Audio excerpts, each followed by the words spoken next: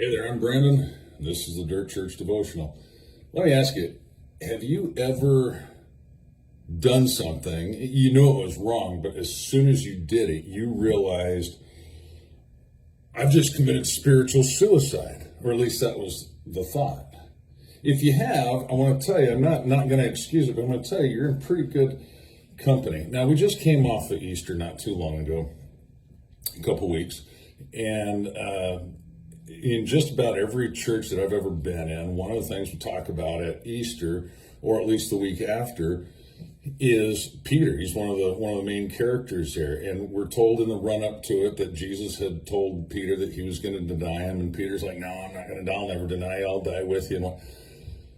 But after Jesus was arrested in the garden, and Peter and John follow him to the high priest's courtyard, and Peter's out there warming himself at the fire. He denies Jesus, not just once, not twice, but 3 times. He denies knowing him to complete strangers. In fact, one of them, a young girl, denies even knowing Jesus. And in one account, it says he started calling down curses. He's cussing at him, and he's cursing himself. And I don't know him. I don't know him. And as soon as he got those words out, the rooster crowed.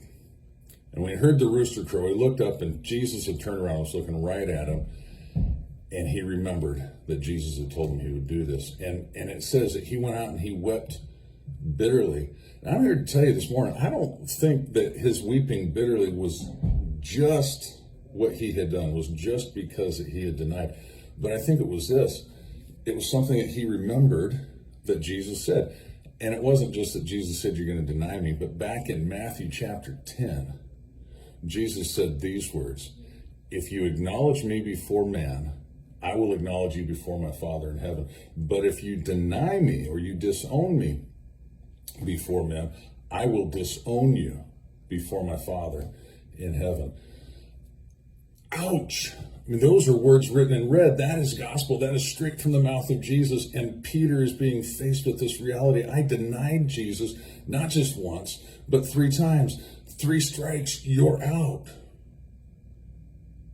And that would be horrible if that was the end of the story. And that would be justice, because that is what Jesus said.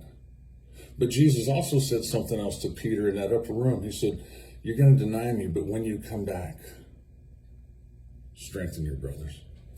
You know, it's recorded all 4 Gospels that Peter denied. It's also recorded that he was there every time Jesus showed up after the resurrection. And I think for a while, Peter just kind of stood back. He was there, but he was unattached. We do that when we know we've got issues in our life. We want to serve the Lord, but we stay back. Finally, in John's book, the very last chapter of the book, we get the great reinstatement of Peter, where Jesus confronts the issue, and he says this: "Peter, do you love me? Feed my sheep. Peter, do you love me? Take care of my lambs. Peter, do you love me?" At which point Peter gets frustrated. "Lord, you know that I love you." "Well, then feed my sheep. Do what I called you to do." So here's the takeaway. Here's the end all of it. Yes, Jesus did say, "If you deny."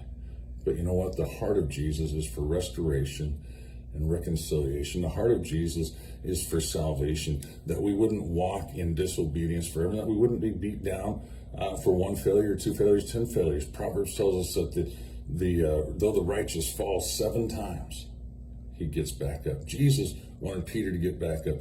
Jesus wants you to get back up. So instead of being beat down and listening to the lies of the enemy, who will use scripture, by the way, he used it against Jesus. I'm sure he was using it against Peter. He'll use it against you. Instead of lying to him or listening to him, listen to Jesus. Get back up.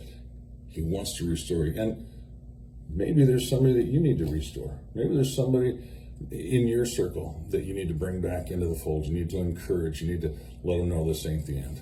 All right? Well, chew on that. I'll talk to you next time.